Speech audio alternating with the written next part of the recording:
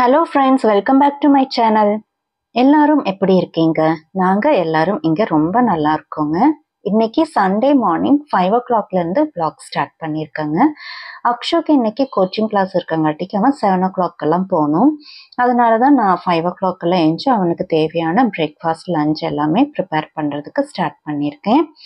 இன்னைக்கு பிரேக்ஃபாஸ்ட்டுக்கு சண்டேன்றங்காட்டிக்கு நான் ஏற்கனவே சொல்லியிருந்தேன் இல்லைங்களா, சாட்டர்டே சண்டே எங்கள் வீட்டில் பிரேக்ஃபாஸ்ட் கொஞ்சம் டிஃப்ரெண்ட்டாக இருக்கும். மற்றபடி எப்போவுமே அந்த வீக் டேஸுங்கும் போது அந்த 5 டேஸுமே ஒன்றா உப்புமா இல்லாட்டி தோசை இந்த மாதிரி தான் எங்கள் வீட்டில் போகும். அதுவும் ஒரு நாள் தோசைன்னா ஒரு நாள் உப்புமா.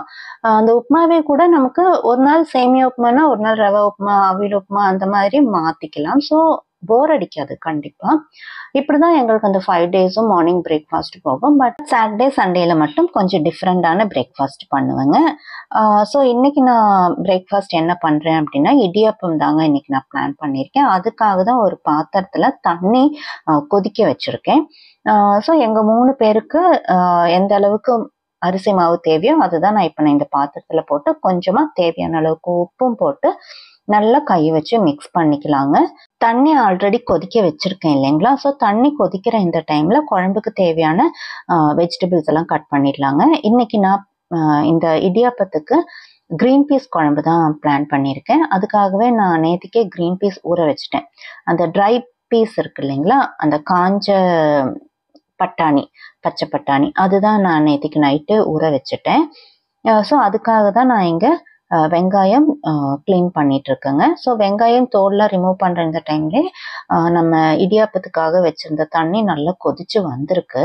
ஸோ அதை வந்துட்டு நல்லா தேவையான அளவுக்கு நம்ம ஊற்றிக்கணுங்க. தண்ணி வந்துட்டு இவ்வளோதான் குவான்டிட்டி அப்படின்னு நம்ம எந்த ஒரு அரிசிக்குமே சொல்ல முடியாது. ஏன்னா ஒவ்வொரு அரிசியுமே டிஃப்ரெண்ட்டாக இருக்கும். சில அரிசி வந்துட்டு நல்லா தண்ணி இழுக்கும், சில அரிசி தண்ணி அவ்வளோவா இழுக்காது. ஸோ நம்ம யூஸ் பண்ணுற அரிசி மாவு எந்த மாதிரி இருக்குன்னு பார்த்துட்டு கொஞ்சம் கொஞ்சமாக ஊற்றிக்கலாம். இப்போ பாருங்கள், நான் இங்கே வந்துட்டு ஒரு 1.5 டம்ளர் அளவுக்கு தண்ணி ஊற்றிருக்கேன். டோட்டலாக 2 டம்ளர் தண்ணி தான் எடுத்திருந்தேன். அதில் 1.5 டம்ளர் அளவுக்கு இப்போ வரைக்கும் நான் ஊற்றிருக்கேன். இதுவே போதும்னு நினைக்கிறேன். எனக்கு தேவைப்பட்டா வேணால் நம்ம அப்புறமா ஊற்றிக்கலாம். இப்போவே பாருங்கள், நல்ல ஒரு கரெக்டான ஒரு கன்சிஸ்டன்சியில் வந்திருக்கு. இப்போ நல்லா தண்ணி செட் ஆகணும். நம்ம ஒரு 10 நிமிஷமாவது அட்லீஸ்ட் இதை வந்துட்டு செட் பண்ண வைக்கணும். அது மட்டும் இல்லாமல் இப்போ நல்லா சூடாகவும் இருக்குது. கொதிக்கிற தண்ணி தான் ஊற்றிருக்கோம் இல்லைங்களா, அதுலேயே மாவும் நல்லா வெந்துடும். ஸோ இந்த மாதிரி கொதிக்கிற தண்ணியில் நம்ம இடியாப்பம் பண்ணினாதான் இடியாப்பம் வந்துட்டு நல்லா சாஃப்டாக பஞ்சு மாதிரி வரும். இல்லாட்டி ரொம்ப ஹார்டாக ட்ரையாக இருக்கும். ஸோ இது வந்துட்டு இப்போ நான் செட் பண்ணுறதுக்கு ஒரு 10 மினிட்ஸ் செட் பண்ண வச்சுருக்கேன். அதுக்குள்ளாரையே நம்ம குழம்புக்கு தேவையான ப்ரிப்பரேஷன்ஸ் எல்லாம் பார்த்துடலாங்க. வெங்காயம் நான் ஒரு பெரிய சைஸ் வெங்காயம் எடுத்து இந்த மாதிரி ஸ்லைஸாக கட் பண்ணியிருக்கேன். தக்காளியும் அதே போல் ஒரே ஒரு பெரிய சைஸ் தக்காளி தாங்க நான் எடுத்திருக்கேன். பச்சை மிளகா 2 பச்சை மிளகாய் எடுத்திருக்கேன். தேவைப்பட்டதுன்னா நம்ம மிளகாத்தூள் நமக்கு காரம் தேவைப்பட்டதுன்னா எக்ஸ்ட்ரா போட்டுக்கலாம். பட் இப்போதைக்கு நான் 2 பச்சை மிளகா தாங்க கட் பண்ணி போட்டிருக்கேன். இப்போ நம்ம குக்கரில் எல்லாத்தையும் போட்டு வேக வச்சுக்கலாம். அதுக்காக ஊற வச்ச பட்டாணியை ஏற்கனவே நான் க்ளீன் பண்ணி எடுத்துட்டேங்க. அதை ஃபஸ்ட்டு போட்டுட்டு கட் பண்ணி வச்சுருக்கிற வெங்காயம், தக்காளி, பச்சை மிளகாய் இதை 3 போட்டுக்கலாம். உங்களுக்கு தேவைப்பட்டால் விருப்பப்பட்டீங்கன்னா நீங்கள் இஞ்சி பூண்டு பேஸ்ட்டு கூட போட்டுக்கலாம். பட் இன்றைக்கி நான் அதெல்லாம் போடல. ரொம்ப சிம்பிளாக தான் நான் இன்றைக்கி குழம்பு செய்கிறேன். ஸோ அதுக்கு எக்ஸ்ட்ரா தேவையான மசாலா மஞ்சத்தூளும் கொஞ்சமாக ஒரு 1/4 ஸ்பூனுக்கு மட்டும் மிளகாத்தூள் போட்டிருக்கேங்க. ரொம்பலாம் போடலை. அப்புறம் தேவையான அளவுக்கு உப்பும் போட்டு ஒரு 2 டம்ளர் அளவுக்கு தண்ணி ஊற்றி ஸ்டவ்வில் ஒரு 5 விசிலுக்கு தான் நான் வச்சுருக்கேங்க. ஸோ இந்த குழம்பு விசில் வர்ற இந்த டைமில் நம்ம நெக்ஸ்ட் வேலை என்ன பண்ணலான்னா, அக்ஷுக்கு லஞ்சுக்கு நான் இன்னைக்கு வந்துட்டு சப்பாத்தி தான் பிளான் பண்ணியிருக்கேன். ஏன்னா க்ரீன் பீஸ் குழம்பு இருக்கும்போது அவனுக்கு சப்பாத்தி வந்துட்டு நல்ல ஒரு காம்பினேஷன் இல்லைங்களா, அதனால சரி ஓகே சப்பாத்தியே பண்ணிடலாம் அப்படின்ட்டு சப்பாத்திக்கு தான் இப்போ நான் மாவு குழைச்சிட்ருக்கேன். அது மட்டும் இல்லாமல் அவன் இந்த சப்பாத்தின்னா கொஞ்சம் நல்லாவே சாப்பிடுவான். அதனாலே மேக்ஸிமம் நான் அவனுக்கு லஞ்சுக்கு சப்பாத்தியை தான் செஞ்சு கொடுத்துடுவேன். மித்தபடி ரைஸ் எல்லாம் அவன் கண்டிப்பா மிச்சம் பண்ணிடுவான். பட் சப்பாத்தி நான் மட்டும் எவ்வளோ கொடுத்தாலும் சாப்பிட்டுட்டு வந்துடுவான். அதனாலே நான் மோஸ்ட்லி அவனுக்கு சப்பாத்தி தான் செஞ்சு கொடுக்கறது. மற்றபடி எங்கள் வீட்டில் பூரி பண்ணுறது வந்துட்டு ரொம்ப ரேர் கேசஸில் தாங்க நாங்கள் பூரி பண்ணுவோம். ஒரு 2 to 3 months ஒன்ஸ் தான் பூரி பண்ணுவோம். ஆனால் நாங்கள் இப்போ ஊருக்கெல்லாம் போகிறோம், ட்ராவல் பண்ணுறோம் அப்படிங்கும்போது மோஸ்ட்லி நாங்கள் பூரி தான் சாப்பிட்றது பிரேக்ஃபாஸ்ட்டுக்கு. ஸோ அதனால நாங்கள் வீட்லேயும் மறுபடியும் இந்த ஆயில் சம்மந்தமான எதுவும் அதிகமாக பண்ணுறது கிடையாது. ஸோ அப்படியே நம்ம சப்பாத்தியோட மாவெல்லாம் குழச்சி அதை ஃபர்ஸ்ட் ஒரு 10 minutesக்கு செட் பண்ணி வச்சாச்சு. இந்த டைம்ல நம்ம ஆல்ரெடி தண்ணி ஊற்றி மிக்ஸ் பண்ணி வச்சிருந்தோம் இல்லைங்களா, அந்த இடியாப்ப மாவு, அதுவுமே நல்லா செட் ஆயிடுச்சு. ஸோ இடியாப்ப பிளேட்ல எல்லாம் நான் இந்த மாதிரி ஆயில் அப்ளை பண்ணிட்டேன். சாதாரணமாக நான் நெய் தான் அப்ளை பண்ணேன். பட் இந்த தடவை நெய் சுத்தமாகவே தீர்ந்துடுச்சு. ஃபர்ஸ்ட் டைம் எனக்கு இந்த மாதிரி நெய்யே இல்லாமல் போகிறது. பட் மோஸ்ட்லி இந்த வீக்லேயே நெய் நான் செஞ்சுடுவேன். ஃபுல் ஆயிடுச்சு அந்த பாக்ஸு. ஸோ மோஸ்ட்லி நான் இந்த வீக்கு நெய் செஞ்சுடுவேன். இந்த மாதிரி எல்லாமே நம்ம வந்துட்டு ஆயில் அப்ளை பண்ணிக்கணுங்க. அதாவது அந்த இடியாப்ப பிளேட்டு, இடியாப்ப மேக்கர் எல்லாத்துலேயுமே நம்ம ஆயில் அப்ளை பண்ணிட்டோம் அப்படின்னா ஈஸியாக அந்த இடியாப்பம் பிழியறதுக்கு நமக்கு ரொம்ப ஈஸியாக இருக்கும். இல்லை அப்படின்னாக்கா ரொம்ப டைட்டாக ஹார்டாக இருக்கும். நமக்கு இடியாப்பம் பிழியறதுக்கும் ரொம்ப கஷ்டமாக இருக்கும். அதுக்காக தான் தண்ணியுமே கொதிக்க வச்சு நம்ம மாவுல ஊற்றி இருக்கோம், செட் பண்ணியிருக்கோம். அதே போல் இடியாப்ப மேக்கர்லேயுமே நம்ம ஆயில் அப்ளை பண்ணுறது ஈஸியாக நமக்கு பிழிய வர்றதுக்காக தான். ஸோ இப்போ பாருங்க, நான் சூடு வந்துட்டு லைட்டாக இருக்குது, கை பொறுக்கிற அளவுக்கான சூடு இருக்குது. ஏன்னா நம்ம கொதிக்கிற தண்ணி தான் ஊற்றிருக்கோம். அவ்வளோ சீக்கிரம் சூடு ஆறிடாது. பட் இந்த கை பொறுக்கிற சூடு இருக்கும் போதே நம்ம வந்துட்டு இடியாப்பம் பண்ணினோம் அப்படின்னா ரொம்ப நல்லா இருக்குங்க. பஞ்சு மாதிரி வரும் இடியாப்பம். இப்போ அந்த மேக்கர்ல கொஞ்சமா எடுத்து தேவையான அளவுக்கு எடுத்து இந்த மாதிரி ஃபில் பண்ணிக்கணும். அதுக்கு அடியில் வந்துட்டு நான் அந்த குட்டி பிளேட் இருக்கு இல்லைங்களா, அந்த சில்லு இருக்குல்ல, அதையும் போட்டிருக்கேன். ஸோ அதை போட்டுட்டு தான் நான் இந்த மாதிரி இடியாப்பம் மாவை ஃபில் பண்ணியிருக்கேன். நல்லா மேக்ஸிமம் ஃபுல்லாக ஃபில் பண்ணின பிறகு நம்ம வந்துட்டு இடியாப்பம் பண்ணுறதுக்கு ஸ்டார்ட் பண்ணிடலாம். என்கிட்ட வந்துட்டு இந்த ரோல் பண்ணுற மாடல் தான் இருக்குது. சிலவங்க கிட்ட இந்த ப்ரெஸ் பண்ணுற மாடல் இருக்கும். அது வந்துட்டு இன்னும் கொஞ்சம் கஷ்டமாக இருக்குது. எனக்கு வந்துட்டு கை இப்படி ப்ரெஸ் பண்ணுறது ரொம்ப கஷ்டங்க. கை வலி, நான் முன்னமே சொல்லியிருக்கேன் இல்லையா, எனக்கு கொஞ்சம் பாடி பெயின் இஷ்யூஸ் எல்லாம் இருக்குன்னு. ஸோ அதனால எனக்கு அவ்வளோ ஸ்ட்ரென்த் கிடையாது. கையெல்லாம் எனக்கு ரொம்ப அப்படியே போட்டு ப்ரெஸ் பண்ணலாம் முடியாது. அதனாலே நான் இந்த மாதிரி ரோல் தான் வாங்கிக்கிட்டேன். இது என்கிட்ட ரொம்ப வருஷமா இருக்குங்க. நான் கல்யாணம் ஆன புதுசுல வாங்கினது. இது 21 இயர்ஸ் 20 இயர்ஸா இருக்கு என்கிட்ட. ஸோ இதுதான் நான் இவ்வளோ வருஷமா யூஸ் பண்ணிட்டு இருக்கேன். ரொம்ப கம்ஃபர்டபுளா இருக்கும் எனக்கு இது. பாருங்க எவ்வளோ அழகா பூ மாதிரி வருதுன்னு. இந்த மாதிரி தாங்க நம்ம இடியாப்பம் வந்துட்டு இந்த கொதிக்கிற தண்ணி எல்லாம் போட்டு நம்ம செட் பண்ணினோம் அப்படின்னாக்கா பஞ்சு மாதிரியான இடியாப்பம் வரும். பூ மாதிரி இடியாப்பம் சொல்லுவாங்க இல்லையா, அந்த மாதிரி வருங்க. இந்த மாதிரி தேவையான அளவுக்கு எல்லாத்துலேயும் ப்ரிப்பேர் பண்ண பிறகு நான் ஆல்ரெடி தண்ணி ஒரு பாத்திரத்தில் கொதிக்க வச்சுருக்கேன். அதில் இதை வந்துட்டு இறக்கி வச்சுட்டா போகிறோம். இது நான் ஆன்லைனில் தாங்க இந்த பிளேட் வாங்கினேன். அது ஒரு 3-4 இயர்ஸ் ஆயிடுச்சு நான் வாங்கிட்டு. கொரோனா டைமில் வாங்கினது. பட் எந்த ஆப்பில் வாங்கினேன்னு எனக்கு ஞாபகம் இல்லை. பட் ரொம்ப வர்த்துங்க. இது ரொம்ப நல்லாயிருக்கு. ஒரே டைமில் நமக்கு ஒரு 5 பிளேட்ஸ் வச்சுக்கலாம். நான் எக்ஸ்ட்ராவும் நான் ஒரு 3 பிளேட்ஸ் வாங்கியிருந்தேன். அது நமக்கு வந்துட்டு இந்த இட்லி பாத்திரத்துலலாம் கூட வச்சுக்கலாம் பார்த்தீங்களா, அந்த மாதிரி. இது இப்போ நான் கொதிக்கிற தண்ணியில் இறக்கி வச்சு மூடி போட்டு ஒரு 5 மினிட்ஸ்க்கு வச்சுக்க போகிறேங்க. நம்ம இது வைக்கும்போது லோ ஃப்ளேமில் வச்சு தாங்க 5 மினிட்ஸ் வைக்கணும். தண்ணி நல்லா கொதித்த பிறகு லோ ஃப்ளேமில் வச்ச பிறகு தான் நான் 5 மினிட்ஸ்க்கு வச்சுருக்கேன். இப்போ நான் வந்துட்டு தேங்காய் கட் பண்ணிட்டு இருக்கிறது எதுக்காகனா, நம்ம கிரீன் பீஸ் குழம்புக்காக. நான் தேங்காய் கட் பண்ணும்போது அது அப்படியே வெளியே வந்துடுச்சு. ஸோ அது நம்ம வந்துட்டு துருவ முடியாது. அதனால தான் இந்த மாதிரி நான் கட் பண்ணிட்டு இருக்கேன். இது வந்துட்டு நான் ஒரு அரை கை அளவுக்கு தாங்க தேங்காய் எடுத்திருக்கேன். அதில் வந்துட்டு ஒரு 1/2 ஸ்பூன் அளவுக்கு ஜீரகம் போட்டு ஃபஸ்ட்டு தண்ணி ஊற்றாமல் நல்லா அரைச்சிக்கிட்டு அப்புறமா தண்ணி ஊற்றி நல்லா பேஸ்ட்டாக அரைச்சிக்கணும். ஏன்னா நம்ம பீஸ் வந்துட்டு அப்படியே தண்ணி ஊற்றி அரைக்கும் போது சில பீசஸ் எல்லாம் அப்படியே இருக்கும் அரைப்படாமல். அதனால ஃபஸ்ட்டு தண்ணி ஊற்றாம நல்லா அரைச்ச பிறகு அப்புறமா தேவையான அளவுக்கு தண்ணி ஊற்றி அரைச்சிட்டோம் அப்படின்னா நல்லா பேஸ்ட்டாக வந்துடும். அதை வந்துட்டு நம்ம குழம்புல ஊற்றிட்டு ஜஸ்ட் ஒரு கொதி வர்ற வரைக்கும் வெயிட் பண்ணலாங்க. இதில் நான் தேங்காயெல்லாம் ஊற்றின பிறகு ஒரு அரை ஸ்பூன் அளவுக்கு மட்டும் கரம் மசாலா போட்டிருக்கேங்க. இந்த மாதிரி கடைசியில் கரம் மசாலா தூள் போடும்போது அதோட ஃப்ளேவர் ரொம்ப நல்லாயிருக்கும். அதுக்காக தான் நான் கரம் மசாலா தூள் போட்டிருக்கேன். ஸோ குழம்பு கொதிச்சு வர இந்த டைமில் குழம்புக்கான தாளிப்பு பார்த்துடலாங்க. அதில் ஒரு டேபிள் ஸ்பூன் எண்ணெய் ஊற்றி கொஞ்சமாக கடுகும் போட்டு ஒரே ஒரு காஞ்ச மிளகாவும் கிள்ளி போட்டிருக்கேன். அதில் கொஞ்சமாக கருவேப்பிலையும் போட்டு நல்லா பாருங்க நல்லா பொரிஞ்சு வந்திருக்கு. இப்போ இதை வந்துட்டு நம்ம குழம்புல ஊற்றிடலாம். ஸோ க்ரீன் பீஸ் குழம்பும் இங்கே ரெடி ஆயிடுச்சு.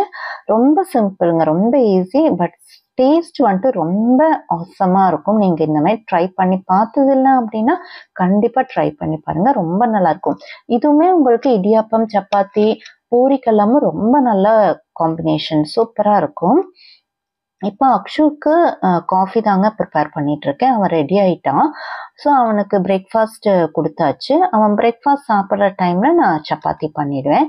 அவனுக்கு இன்னைக்கு நான் வந்துட்டு நார்மல் சப்பாத்தி பண்ணாமல் ஃபோல்டிங் சப்பாத்தி, அதாவது எதுவும் ஃபில்லிங் எல்லாம் இல்லாமல் ஜஸ்ட் ஃபோல்ட் பண்ணி பராத்தா மாதிரி பண்ணிகிட்ருக்கேன். அதுக்கு லைட்டாக இந்த மாதிரி பரத்தி எடுத்த பிறகு அதில் ஆயில் அப்ளை பண்ணிக்கணும். ப்ரஷ் பண்ணிகிட்ருக்கேன். லைட்டாக தாங்க ஆயில் அப்ளை பண்ணணும், ரொம்பலாம் தேவையில்லை.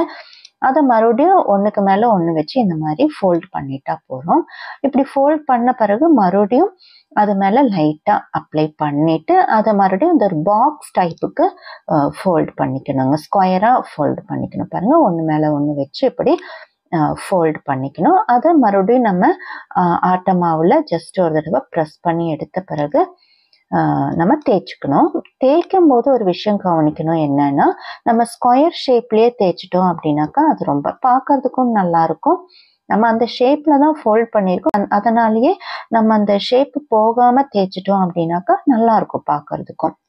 இதே வந்துட்டு நம்ம ட்ரையாங்கிள் ஷேப்லேயும் ஃபோல்ட் பண்ணிட்டு இந்த மாதிரி பராத்தா பண்ணலாம். இது வந்துட்டு நான் ஸ்கொயர் ஷேப்பில் பண்ணியிருக்கேன். அந்த மாதிரி நம்ம ஒவ்வொரு தடவை ஒரு வெரைட்டியாக கொடுக்கும்போது பசங்களுக்கும் அது கொஞ்சம் வெரைட்டியாக அவங்களும் கொஞ்சம் லைக் பண்ணி சாப்பிடுவாங்க. அதுக்காக தான் பாருங்க, நல்லா புஃப்னு ஃபுல்கா மாதிரி வருது பார்த்தீங்களா. நம்ம ரொம்ப ப்ரெஸ் பண்ணி தேய்ச்சிட்டோம் அப்படின்னு இந்த மாதிரி ஃபுல்காவாக வராதுங்க. லைட்டாக தான் நம்ம சாஃப்டாக நம்ம தேய்ச்சோம் அப்படின்னாக்கா நல்லா அழகாக இந்த மாதிரி ஃபுல்கா மாதிரி வரும். அது ரெண்டு சைடும் ஆயில் ஜஸ்ட் லைட்டாக ப்ரஷ் பண்ணி விட்டு எடுத்துக்கலாம். ஒரு 2 to 3 மினிட்ஸில் நமக்கு இந்த பராத்தா ரெடி ஆகிடும். பாருங்க, அவ்வளோதான், சூப்பராக ரெடி ஆயிடுச்சு பராத்தா. அதே போல் நம்ம சப்பாத்தி பண்ணும்போதும் ஃபுல் ஃப்ளேமில் வச்சு தான் நான் வந்துட்டு அந்த மிடில் இருக்கிற பர்னரில் தான் வச்சுருக்கேன். அதாவது சின்ன பர்னரில் தான் வச்சுருக்கேன். சின்ன பர்னரில் வச்சாலும் நம்ம ஃபுல் ஃப்ளேமில் வச்சு தான் நான் இது பண்ணிகிட்ருக்கேன். அப்படி பண்ணும்போது தான் சப்பாத்தி நல்லா சாஃப்டாக இருக்கும். அக்ஷு கிளம்புற டைம் ஆயிடுச்சு. இப்போ கிளம்பும்போது அவன் என்ன சொல்கிறான்னா, நான் ஃபோன் சார்ஜ் பண்ணவே இல்லை, சுத்தமாக சார்ஜ் இல்லைன்னு சொல்கிறான். எங்களுக்கு அது கேட்ட உடனே டென்ஷன் ஆயிடுச்சு. ஏன்னா ஈவினிங் அவன் வரும்போது நம்ம கால் பண்ண அவன் எடுக்கணும் இல்லைங்களா, அப்போ தான் அவன் எங்கே வந்துட்டு இருக்கான் என்னன்னு நமக்கு தெரியும். ஸோ நான் சொன்னேன், ஈவினிங் வரைக்கும் ஃபோனே யூஸ் பண்ணாத, கால் பண்ணும்போது எடுக்கணும்னு சொல்லியிருக்கேன். நமக்கு பசங்க இப்படி தனியாக எங்கேயாவது போகும்போது இந்த காலத்தில் ஃபோன் இல்லை அப்படின்னா நமக்கும் டென்ஷனாக இருக்கும். முன்னெல்லாம் நம்ம சின்ன வயசில் இருக்கும்போது இந்த மாதிரி டென்ஷனே கிடையாது. பட் இப்போ சுச்சுவேஷனே மாறிடுச்சு இல்லைங்களா. அப்படி இந்த டைமில் கோவிந்தம்மாவும் வந்துட்டு அவங்களோட வேலையெல்லாம் முடிச்சுட்டு போயிட்டாங்க. அதுக்கப்புறம் நான் துணியெல்லாம் மடித்து வச்ச பிறகு கொஞ்ச நேரம் ரெஸ்ட் எடுத்துட்டுங்க. என்னமோ தெரியல, எனக்கு இன்னைக்கு காலையிலேருந்தே கொஞ்சம் டயர்டாக இருந்தது. இன்னைக்கு காலையில் ஆக்சுவலி எனக்கு எழுந்திரிக்கிற மூடே இல்லை. கொஞ்சம் கோல்டு, பாடி பெயின் எல்லாம் ஸ்டார்ட் ஆயிடுச்சு. அதனால அப்படியே படுத்துட்டேன் கொஞ்ச நேரம். 8:30 போது ஹஸ்பண்ட் சொன்னார், பசிக்குது சாப்பிட்டுடலாமான்னு கேட்டார்.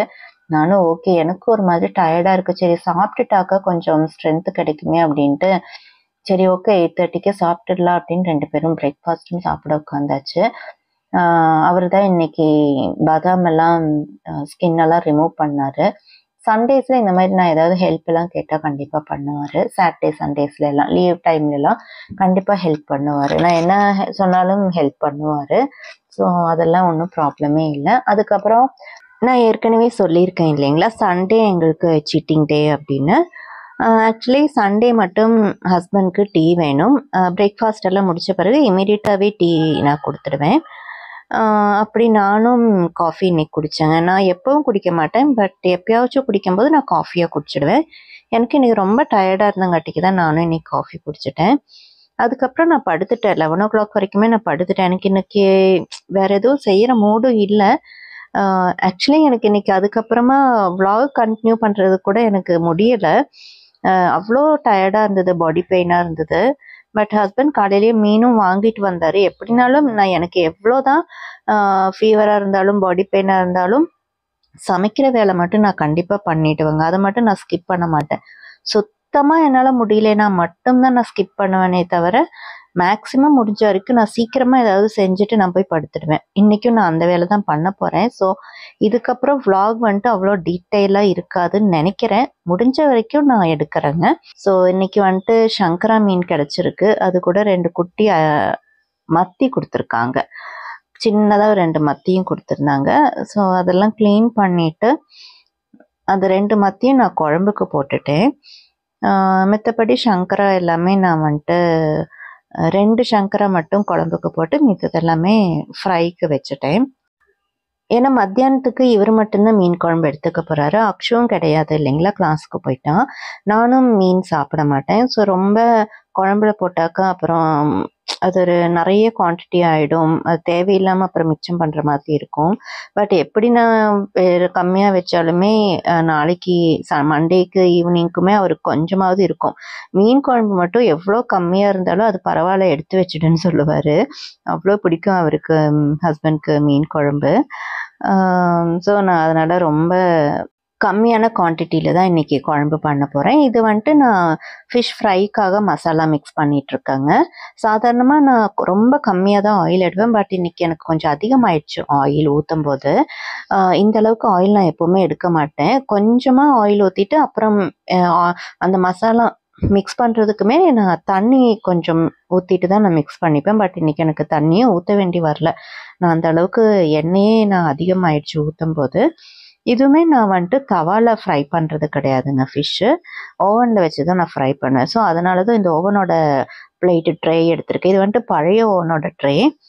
இதை நான் இந்த மாதிரி ஃபிஷ் ஃப்ரை, சிக்கன் ஃப்ரைக்கு மட்டுமே இந்த பழைய ஓவனோட ட்ரே நான் யூஸ் பண்ணுவேங்க. புது ஓவன் மித்த எதுக்காதுக்கெல்லாம் நான் யூஸ் பண்ணிப்பேன். இது குழம்புல தேவையான புளி மசாலாலாம் போட்ட பிறகு நான் தேவையான அளவுக்கு தண்ணியும் ஊற்றிட்டு அப்படியே கொதிக்க வச்சுறதாங்க. வேறு எதுவுமே நான் இதில் போட போகிறது கிடையாது. ரொம்ப சிம்பிளான ஒரு குழம்பு. நான் டீட்டெயிலாக நெக்ஸ்ட் வீடியோவில் காமிக்கிறேங்க. இப்போ லன்ச் டைம் ஆயிடுச்சு. ஹஸ்பண்ட்க்கு வந்துட்டு ரைஸும் அவரைக்காய் பொரியலும், மீன் குழம்பு, மீன் ஃப்ரை, எனக்கு கோவக்காய் பொரியல், 2 முட்டை. அவரைக்காவும் கம்மியாக தான் இருந்தது, கோவக்காவும் கம்மியாக தான் இருந்தது. ஸோ அதனால தான் 2 பேருக்குமே தனித்தனியான பொரியல் இருக்குது. கொஞ்சம் கொஞ்சமாக பண்ணிட்டேன். அப்புறம் எனக்கு வந்துட்டு நான் மீன் சாப்பிடாதங்காட்டிக்கு மோர் குழம்பு பண்ணியாச்சுங்க. சாப்பிட்டெல்லாம் முடித்த பிறகு ஃபுல்லாக போய் படுத்துட்டேன். கம்ப்ளீட் ரெஸ்ட்டு தான். எனக்கு சுத்தமாக முடியல. பட் இந்த மாதிரி டைமில் வந்துட்டு நம்ம வீட்லேயே இருக்காமல் எங்கேயாவது ஒரு அவுட்டிங் போனோம் அப்படின்னாக்கா கண்டிப்பாக நம்ம மென்டலி ஃபிசிக்கலி நம்ம ரிலாக்ஸ்ட் ஆகும். ஸோ அதனால் நான் என்ன பண்ணிட்டேன், ஹஸ்பண்ட்கிட்ட சொல்லிவிட்டு நம்ம எங்கேயாவது ஜஸ்ட் ஒரு லாங் ட்ரைவ் போகலாம் அப்படின்ட்டு. எங்கள் வீட்டு பக்கத்துலேயே தான் ஒரு பிளேஸ் இது. அப்படியே ஒரு லாங் ட்ரைவ் போயிட்டு வந்தோம். இந்த மாதிரி நம்ம எங்கேயாவது போனோம் அப்படின்னாக்கா ரிலாக்ஸ்ட் ஆகும். எதனால் ரிலாக்ஸ்ட் ஆகும்னா பேசுவோம். இப்போ என்னோட ஹஸ்பண்ட் ஆகட்டும் இப்போல்லாம் ரொம்ப நாளாகவே எப்போ பாரு ஆஃபீஸ் ஒர்க்காகவே தான் உட்காந்துருக்காரு, லேப்டாப்பை வச்சுட்டு. சாட்டர்டே சண்டேனாலுமே கூட full time phone calls, work இப்படியே தான் போயிட்டுருக்கு. ஸோ நமக்கு பேசக்கூட முடிய மாட்டேங்குது. பட் இந்த மாதிரி ட்ரைவ் போகும்போது வேறு ஆப்ஷன் கிடையாது, நம்ம பேசி தான் ஆகணும். இப்போ ஏதாவது ஃபோன் கால் வந்தால் கூட நான் டிரைவிங்கில் இருக்கேன் அப்புறமா பேசுங்கன்னு சொல்லிடுவார். ஏன்னா ஆப்ஷன் இல்லை, நமக்கு கையில் லேப்டாப் இல்லைனால அவங்க சொல்கிறது எதுவும் ஒர்க் நம்மளால் பார்க்கவும் முடியாது லேப்டாப் இல்லாதங்காட்டிக்கு. ஸோ அவர் வந்துட்டு ஒரு டைம் ஃபிக்ஸ் பண்ணிவிட்டு இந்த டைமுக்கு கால் பண்ணுங்கன்னு சொல்லிடுவார். ஸோ நமக்கு வந்துட்டு பேசுறதுக்கான ஒரு ஆப்பர்ச்சுனிட்டி அங்கே கிடைக்கிது.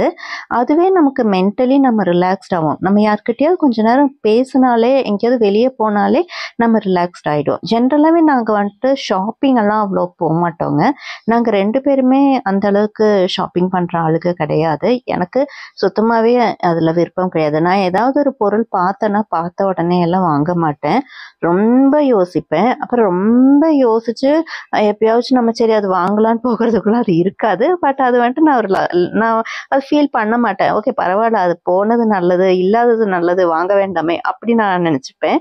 அந்த அளவுக்கு எங்கள் 2 பேருக்குமே வந்துட்டு ஷாப்பிங்கில் அவ்வளோ க்ரேஸ் கிடையாது. அதனால இந்த மாதிரி லாங் டிரைவ் இந்த மாதிரி எப்பயாச்சும் போவோம். அப்போ வந்துட்டு நமக்கு மைண்டு ரொம்ப ரிலாக்ஸ்டாக இருக்குங்க. நிஜமாவே நான் இன்னைக்கு வீட்டிலேருந்து கிளம்பும்போது ஒரு இன்ட்ரெஸ்டே இல்லாமல் சரி ஓகே போகலாம், எங்கேயாவது போகணும் அப்படின்ற ஒரு கம்பல்சரியில் தான் நான் இறங்குனேன். பட் இப்போ வந்துட்டு ரொம்ப ரிலாக்ஸ்டாக இருக்குது. இப்போ நீங்கள் பார்க்குறது வந்துட்டு ஒரு சிவன் கோயில். பட் நாங்கள் இன்னைக்கு கோயிலுக்கெல்லாம் போகல, ஜஸ்ட் ஒரு லாங் டிரைவ் தான் வந்திருக்கோம். ஏன்னா நான்வெஜ் சாப்பிட்டங்காட்டிக்கு நாங்கள் கோயிலுக்கெல்லாம் போகல. இப்போ வந்துட்டு ஒரு டைம் 6 o'clock ஆயிருக்கு. நாங்கள் 5 o'clock தான் வீட்டிலேருந்து இறங்கினோம். அப்படியே கொஞ்சம் அப்படியே லைட்டாக எனக்கு பசிக்க ஆரம்பிச்சதுனால ஒரு ஸ்நாக்ஸ் எல்லாம் சாப்பிட்டுட்டு ரொம்ப நாளாக நான் மண் சட்டி ஒன்று வாங்கணும்னு நினச்சிட்டு இருந்தேங்க. வழியில் ஒரு அம்மா சட்டியெல்லாம் வச்சுட்டு இருந்தாங்க. சரி ஓகே அப்படியே ஒரு மண் சட்டி வாங்கிடலாமே அப்படின்ட்டு தான் பார்க்க போனேன். பட் பரவாயில்ல, நான் நினச்ச மாதிரியே ஒரு மண் சட்டி கிடச்சிடுச்சு. அப்படியே ஒரு மண் சட்டியும் வாங்கிட்டு வீட்டுக்கு கிளம்பியாச்சுங்க. இதோட நம்ம வீடியோவை நான் இன்னைக்கு முடிச்சுக்கிறேன். இந்த வீடியோ உங்களுக்கு பிடிச்சிருந்ததுன்னா லைக் பண்ணி ஷேர் பண்ணுங்க. தேங்க்யூ.